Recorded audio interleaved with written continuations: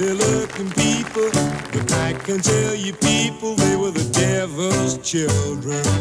Greetings from Castle Goring, from Mickey, Aurora, and from me. Well, a little birdie has whispered something to me, and another little birdie has chirped and said yes, they've heard the same thing. Well, I bring you news from on high. However, we cannot rely upon it, because this could be Meg's baby doing her card number that, you know, they used to do on the pavements of Fifth Avenue when you had all sorts of people encouraging you to put your $5 and $10 down so that they could make off with your money, and that it was all good, clean fun. And it is quite possible that we still have the same scenario. So, however, the word from on high is that Meghan and Harry have arrived at a settlement that they are in fact now legally agreed upon certain matters. They have, I suppose you could call it, a separation while they are still together. Now, actually, that's not that unusual, because my ex-husband and I had the same scenario for different reasons. Well, maybe not so many different reasons, actually. Treachery and money, I think, seem to be the common threads. So, but we were living together while divorcing and then divorced. Evidently, Harry has finally escaped from Stockholm, figuratively speaking. His eyes are open. The book is the issue.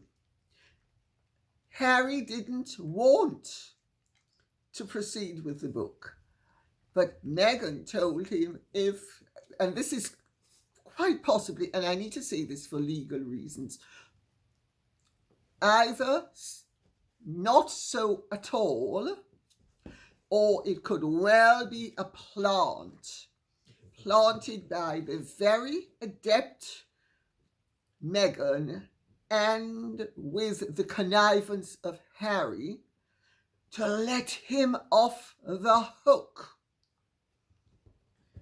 so that the incendiary contents of the book will not have consequences for him and ultimately, therefore, for her. So this could be a very Machiavellian scheme to outmaneuver the whole of the royal family and lead them to believe that Harry now wants to separate from Meghan, and that they have evidently, through the British courts, the English courts, I should say, because there's no such thing as British courts, the English courts, they have come to an agreement which is in some ways a separation agreement while they are still supposedly together. According to what I have been told, and I've been told this by two separate and very reliable sets of people, Harry has seen the light. Can you believe it? He's finally seen the light. Meghan's pushed, according to this scenario, Meghan has pushed him once too often in a direction he did not wish to go in. And he now sees her for what she is. Well, I think we shouldn't rely too strongly upon this being a genuine separation of sorts. But if what I have been told turns out to actually be the reality and not a Meghan card sharp move, because we've had plenty of those, and therefore there's no reason to suppose we wouldn't have yet another one, they are going to be separated officially at some point, and they are now, in fact, dismantling the edifice behind the scenes, because there are a lot of issues at stake here, not only money, but children, status, etc., etc. So let us wait and see what happens. But I thought I would share this news with my 170-something thousand confidants. You deserve it. And as I said, it could be a manipulative device, but it could equally be the beginning of the end. Come here, Mickey. Come on, console Marty. Come on, console Marty. Marty needs to be consoled. Please, Mickey, console Marty. Marty's griefs should not on Meg's baby's behalf. She's gonna have to become Mrs. Elon Musk. Oh. All those humanitarian opportunities in Mars. Oh dear, oh dear. Meg's baby, Mrs. Elon Musk, emigrates to Mars. Well, let us see what happens. Jeffrey Skinner says, Lady C, is it possible for King Charles III to permanently banish Prince Harry? Godspeed, Jeffrey Skinner. Hello, Jeffrey Skinner. Wonderful to hear from you again. Lots of love. You know, in the good old days when a monarch could exile a member of his family, for instance, the way the Tsar exiled Grand Duke Michael Mikhailovich, those days are over. In fact, he also exiled Grand Duke Michael Alexandrovich, if I remember correctly, his younger brother. I think his youngest brother, actually. Those days are over. The law and the customs of the world have changed considerably. If you are a citizen of a country, you have the right to reside in that country as long as you remain a citizen of that country. So it is not possible for the king to banish Harry.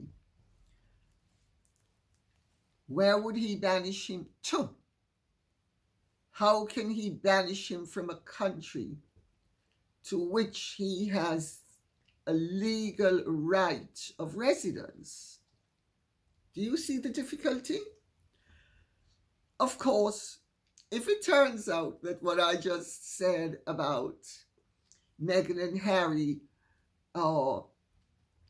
unofficially separating legally,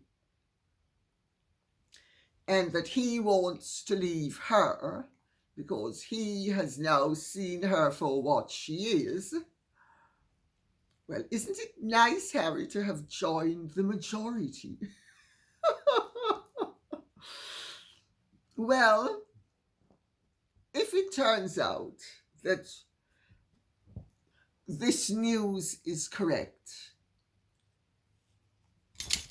Harry might well be reincorporated in a very measured way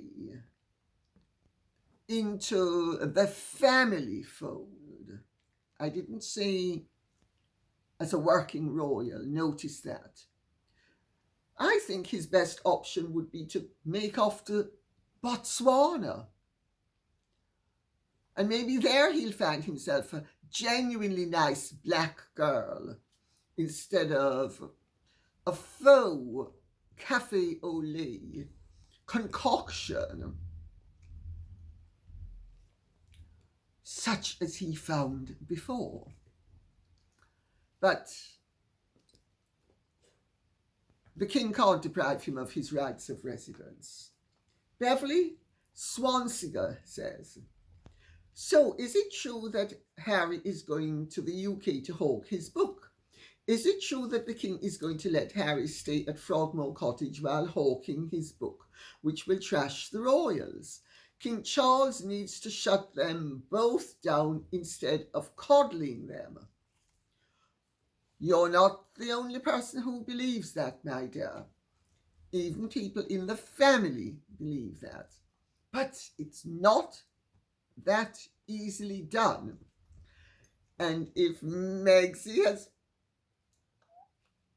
dealt a few fabulous cards practiced in the hustle from when she was on street level, figuratively speaking. And let's not forget, the Queen did say there was something of the street about Meghan. Oh, well, Harry has the right to stay in Frogmore Cottage as long as he has the lease on Frogmore Cottage.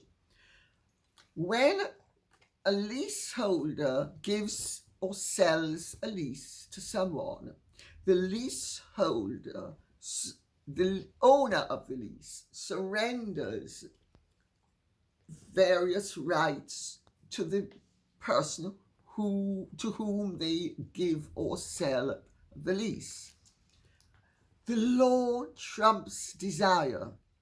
Again, Harry has the right to live in Frogmore Cottage and to visit it. And the king has no, unless he can come up with a good legal right to deprive Harry of the lease, it's Harry's, and Harry can stay there as long as he wants.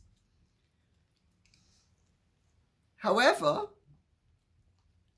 if Harry and Meghan are going to be parting and they need, which I understand, as I said, I did it with my ex-husband.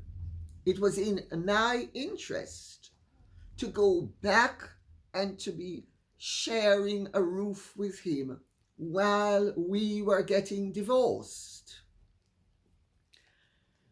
It was a way of trying to have some control, I suppose would be the right word, over the lies that he was selling to the newspapers. Well, there are not many differences between Colin Campbell's conduct and Meghan Markle's conduct. So, again, I emphasize that point for what it's worth. But let us see what happens. Because with Meghan and Harry, you can't believe a word they say. And I would caution anybody from believing that they are actually separating, although it is possible. Because I have to tell you, once you see that the person to whom you were married and who you loved and thought loved you turned out to be nothing but a crass opportunist who was using you for worldly gain, you don't want to see them, much less be with them. However, discipline requires that sometimes you keep your deadliest enemy even closer than your closest friend. And when you're in the public eye and you're going to be separating and it looks as if it's going to be messy, or it is messy and you're trying to contain the mess. But as I said, I have no reliance on Harry's or Meghan's word.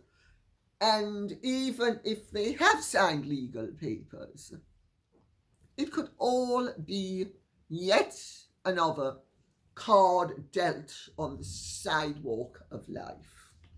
Anne Doig says, can we anticipate H&M's Spare becoming a textbook for psychology psychiatric students studying folie à deux? Well, if what I have heard is true, Harry bitterly regrets what he has written, but he's caught between the devil and the deep blue sea. If they separate, it shows that he was under her control and he has liberated himself. That cuts him some slack. That, to an extent, mitigates the contents of the book and neutralizes the contents of the book, and actually, to an extent, lessens the treachery. Because people will be able to say, oh, well, poor Harry, he was under Meghan's control, he's liberated himself. If they stay together and then separate down the line, yes, it will be a textbook for folie à deux. In fact, I think their whole union is a textbook study of folie à deux. Just simply not in a textbook yet, but as a tableau vivant. Christine Kakelman says, that's why she wasn't invited to Girls' Opportunity Alliance event, where Michelle Obama, Melinda Gates, Amal Clooney, and other intelligent and influential women were speaking. Because Meghan acclaimed her worldwide fame through marrying a prince and trashing his family afterwards. That's how you get famous but never respected. Christine Kakelman, very well observed. I would say, however, that's how you get infamous. Meghan, as I said in my book, Meghan and Harry, The Real Story, Meghan set out to become the most famous woman on earth. I wouldn't have said she's the most famous. She might be the most notorious. She's certainly right up there with one of the most talked about, if not the most talked about. But I think admiration, which is an aspect of fame, is very slim on the ground. Wouldn't you agree? Vivian Anderson says, Dear Lady C, have you ever met Lady Glenconner, and what do you think about her recent revelations concerning her marriage? I love your show. And Justine Rogers says, and I'm reading them together because I'm going to answer them together. I hope you will say something in your next video about Lady Glenconner. Very sad, and another example of a damaged aristocratic man. I've never met Lady Glenconner to the best of my knowledge and recollection, and I think I would have remembered if I had met her. I knew her late husband, Colin, rather well. He was a friend of my sister-in-law, Jeannie, and I think actually Anne Glenconner suggested in her first book that they had had an affair. I'm not so sure about that because Jeannie was very forthcoming about the affairs she had, and she never ever alluded to the fact that she and Colin had ever had an affair. But maybe it was just a casual thing and not even worth mentioning. And since she did mention people like JFK, and I asked her to be naughty, I said, "So how was he?" She said, "I blinked." Oh, dear. Speedy Gonzales, here we come. Or here you come. Naughty, naughty, naughty. But Anne Glenconner, I don't recall ever having met her. Oh, I have very good reports of her. I know people who she knows. I also know she's friendly with somebody who I would say I loathe and despise and have nothing but contempt for, is a very close friend of hers. Oh, but she's evidently a good egg, and I've read what the serialization in the Mail said about her marriage, and it sounds in some ways as bad as mine was. She had benefits. I had none because Colin had money. Well, Colin Glenconner had money. Well, Colin Campbell had none and was on a serious extraction course with me. She had a tough time of it. And yes, in fact, when she said that her mother had said when she went a few months after the marriage and went to her mother and said she couldn't hack it, and her mother said, effectively, "You've made your bed, now you must lie in it." My father said I must leave my ex-husband, but my mother said, and I think she said it partly out of malice, as well as partly out of misery loves company. She said, "Well, you've made your bed, you need to lie in it." So, in Anne's day, as opposed to my day, you didn't get divorced unless you absolutely had to.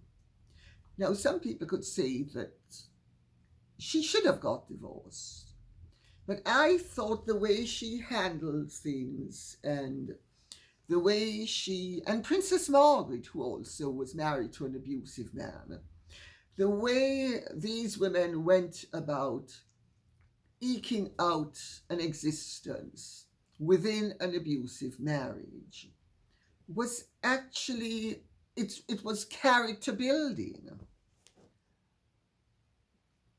And I admire her. Of course, she's from a different age, a different time, and none of it could happen nowadays. Lord be praised. Elizabeth says, "I never fell for the Saint Diana act. I felt that she was wily and subterranean in her desire to damage Charles's reputation and sabotage his right to be king when the time came. She had considerable success at the time, but I always felt sympathy for him and thought, and still do, that he has a fundamentally noble soul." I would agree with that. I hope his kind nature does not prove his undoing, because if he does not take decisive action against the Markle pair, which the public has come to revile, he will lose the respect of his people. Well, as I said earlier, the word is that the marriage is effectively over and that they are dismantling it in a legal sense before the announcement is made. Is this a manipulative device, doubtless thought up by Meghan, to gain Harry's sympathy and then later on they reconcile? Or is this something that is actually going to materialize? If it is a manipulative device, it is going to lessen Harry's chances of an acceptable return in any way, shape, or form, because it will be seen to be a flagrant act of treachery and a gross manipulative device to save their bacon while at the same time frying everybody else's. I think Charles does have a noble soul, but I think he's also very obstinate and very decisive when he makes up his mind and sticks to his guns. So if he decides that the Markle debacle is something that he wants no part of, she's going to be toast. So will Harry. But as the Queen showed us, there are many ways to skin a cat, and where that cat whipped mampalo, as they would have said in Jamaica, which is a sorry excuse for a man, are concerned, rope is the best thing. They tie themselves up in knots and reveal themselves to be undesirable characters. Mac says, "Dear Lady C, I have a theory. I think one of Harry's many psychological problems may be that he is angry with his mother for putting him down when he was younger by calling him the spare, and the second-tier status she ingrained in him. This causes conflict with his image of her on a saintly pedestal. It could be a reason why he just can't seem to move on. What do you think?" I think, Mac, that's a very interesting observation to make. Very often with conflicted personalities, things are both pro and contra. And who knows with Harry? He's never had put any great depth of character and never been the insightful, self-examining sort that his father is, and that his brother, to a greater extent than he is, performs as being. So it's a possibility. I think, though, he has no resentment against Diana for having called him the spare. This is just my personal take on it. He simply doesn't like the fact that he is the spare. But Harry would have been perfectly happy to adjust to being the spare had he married anybody but Meghan. Meghan is the one who needed to be number one. Let's see what happens, because are they going to continue on their trajectory of being the royal couple for the universe, global, Mars, here we come. Venus, not to mention, stuck in Uranus. Let's see where they end up. Sarah Jean says, question, do you think Harry's novel, that's a good way of putting it, will be an attempt to argue that what made him so unhappy was the privilege he was born into, because his true self just wants to help those less fortunate? I can imagine him doing so with zero awareness that he and Mrs. Snarkles landed on Easy Street, thanks to his mother's and great-grandmother's inheritance and father's largesse, not to mention, may I say, all the perks and privileges that go along with being grand, whether it is royal, which is the grandest of the grand, reigning royal, or exiled royal and aristocratic, which is pretty privileged as well. There's always a price to pay, but do I think, yes, I think that Harry will present himself as just a human being, caught up in a world not of his own making, discounting the privileges while pleading to be treated as ordinary while being respected as extraordinary. The whole thing is deeply contradictory and really a bit of a muddle.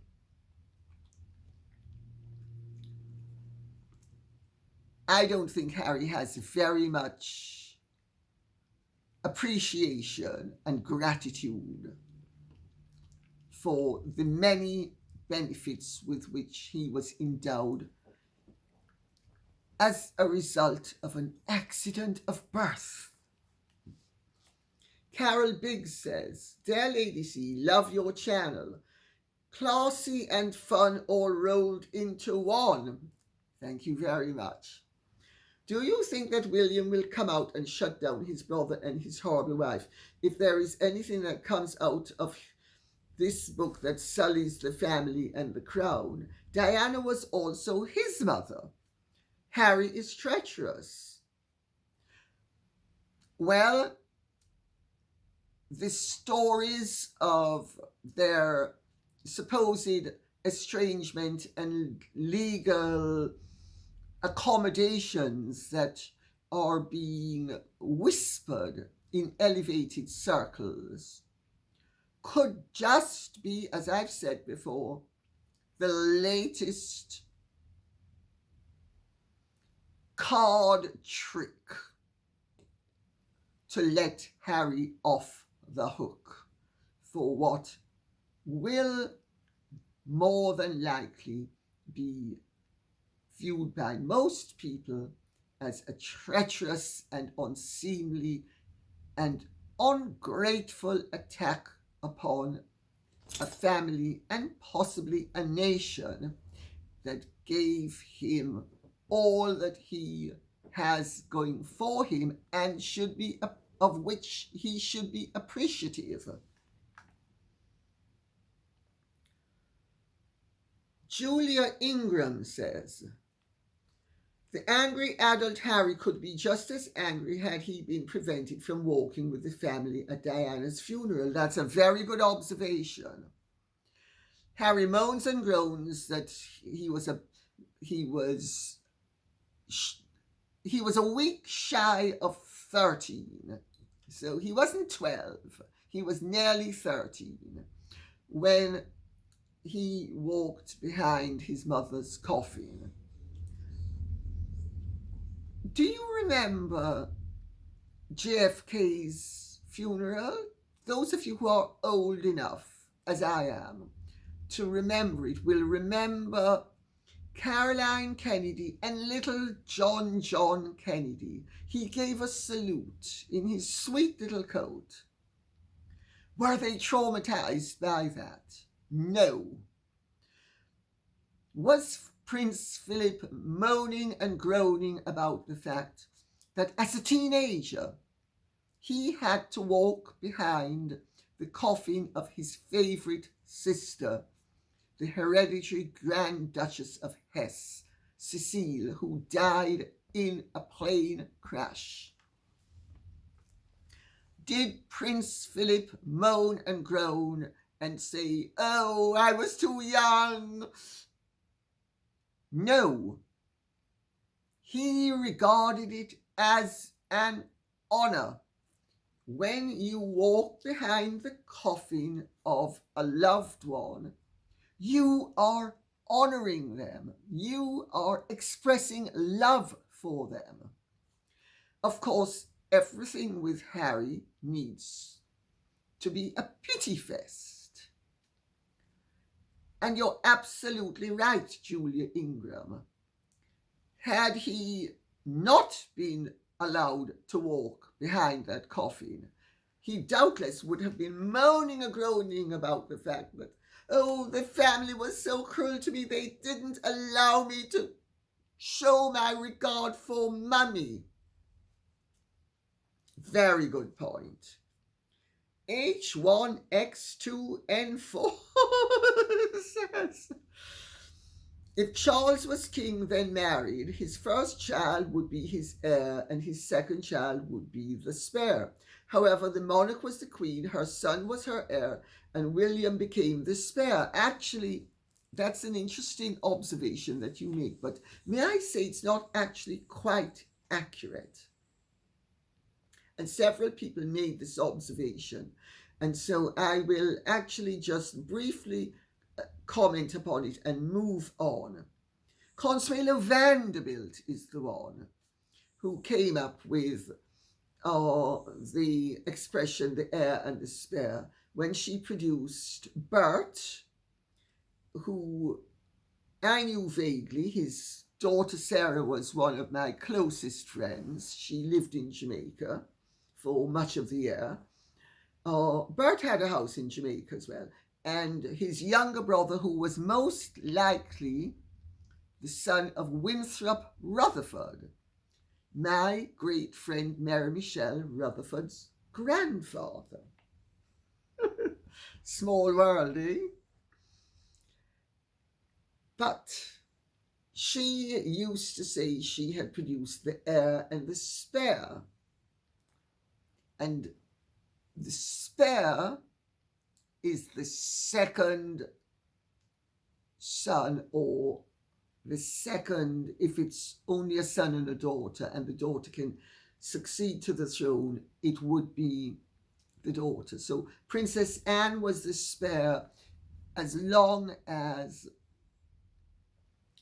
her two younger brothers were not born. So William was never the spare. William was the heir of the heir.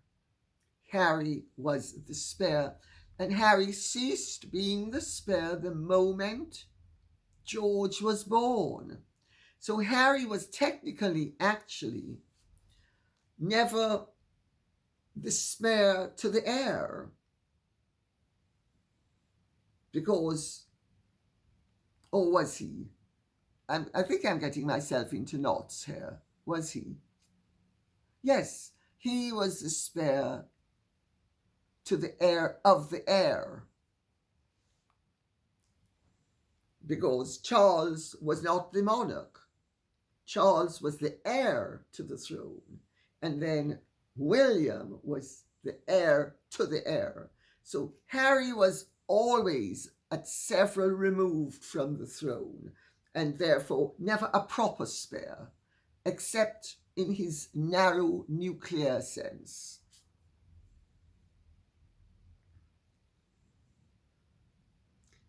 Country P says, dear Lady C, rather than a plain narcissist, she's a dark triad of the highest order. Maybe both of them are. What do you think? And thank you very much for the time you take on this channel. Well, I would say that Meghan's conduct and demeanour are such that you would have to be extremely optimistic to think that she did not exhibit narcissistic traits, antisocial traits, and manipulative traits, which would qualify her of her conduct of a valid place in the triad of personality features, shall we say, for legal reasons. Harry, I think he's egotistical, I think he's vain, I think he did have some empathy. I think he has a degree of narcissism, but I would not have actually pegged him as being a classical narcissist or a dark triad personality. I think he does have personality issues, but I don't think they are akin to Meghan's. That doesn't mean he hasn't happily gone along for the journey. And if this supposed legal arrangement turns out to be yet another one of those bits of false news that they are busy promulgating on a daily, if not a weekly basis, I think we'll really have to ask ourselves, what sort of person is Harry? 333 Irish Rose says, good morning, Lady C, Mickey and Aurora. I enjoy your show immensely and have a question. When William becomes king, George will likely become Prince of Wales. The second son usually becomes Duke of York. But because the rules of succession have changed, would Charlotte become the Duchess of York? Thank you. No, Charlotte can't become Duchess of York. Charlotte, when her father accedes to the throne, presuming that the Princess Royal is dead, will become the Princess Royal. The Princess Royal is customarily the eldest daughter of the reigning sovereign. Hence why Princess Anne was made Princess Royal, and before her, Princess Mary, George V's daughter, was made Princess Royal, and before them, Princess Louise, Princess Alexandra of Fife's mother. She was George V's sister, and she was Edward VII's daughter, and she was made Princess Royal. Charlotte would be made Princess Royal when this Duke of York dies. The title won't be inherited by either of his daughters, so it will return to the crown. And let us see what happens down the line. Because just as how the Duke of Clarence was a title that was slightly tainted by the reputation of the last Duke of Clarence, maybe the Dukedom of York is not going to be quite as desirable unless Virginia Giuffre is completely exposed and Prince Andrew is vindicated. Lazy Lady says, Lady C, love your striking outfit, very becoming. Thank you. You knew Diana on a personal level as a flawed person who had affairs and tried to prevent Charles from becoming king. Did you ever think during that time that Diana would become a lasting cultural icon? She recently won 10th place in an internet fashion survey, much higher than Meghan, like Marilyn Monroe. Diana fascinates and is admired by young people who weren't even born when she was alive. Though Diana was vastly popular when she was alive, what made her have such lasting appeal? Your opinion would be appreciated. Love to you and the furry girls. Thank you. I think Diana's appeal was that she was a very contradictory personality. She was very attractive superficially. She was glamorous. She was physically attractive. She also had an attractive and an appealing dimension to her personality. So she was, people like people who are attractive, but also where there's conflict and drama and mystery. And she also, like Marilyn Monroe, died young. Dying young, as people have very cynically said, is a very good career move if you want to join the pantheon of the gods as an everlastingly admired youthful personality. Jimmy Dean, Elvis Presley, JFK. Once you've lived a full life, no matter how famous you were, for instance, Elizabeth Taylor, a lot of the patina stops shining quite so brightly.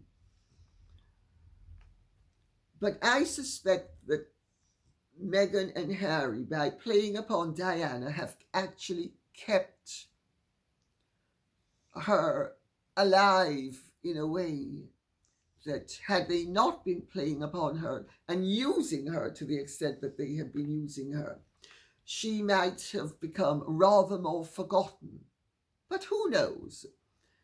Either way, whatever, I liked Diana. I thought she had some really lovely qualities, and I'm delighted that she is as revered by some of the young as she is, because she was a very interesting personality. She was a very ordinary person who, every time the bar was raised, became that much more extraordinary. An ordinary woman in ordinary circumstances will remain ordinary. An ordinary woman who is able to meet the demands of her extraordinary circumstances will become ever increasingly extraordinary.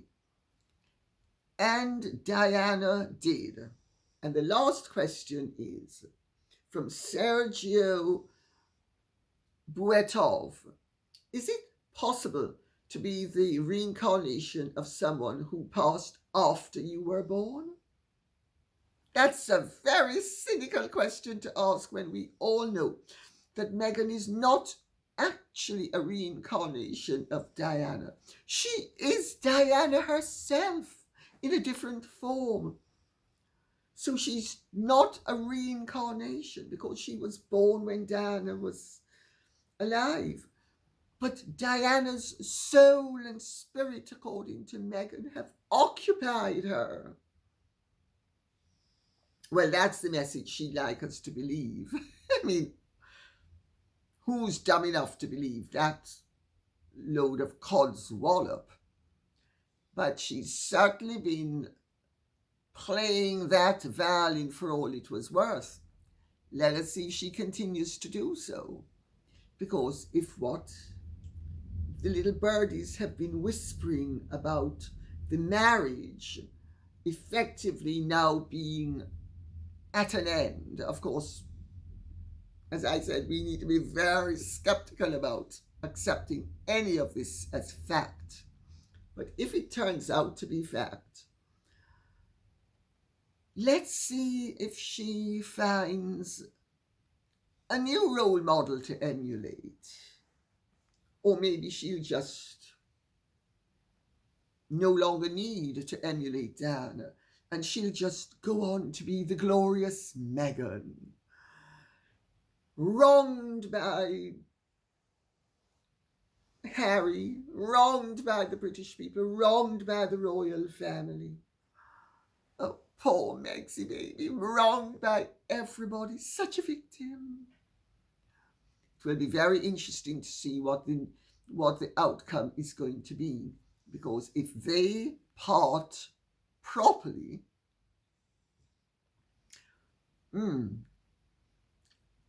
I have a feeling the royal family is going to want silence as a price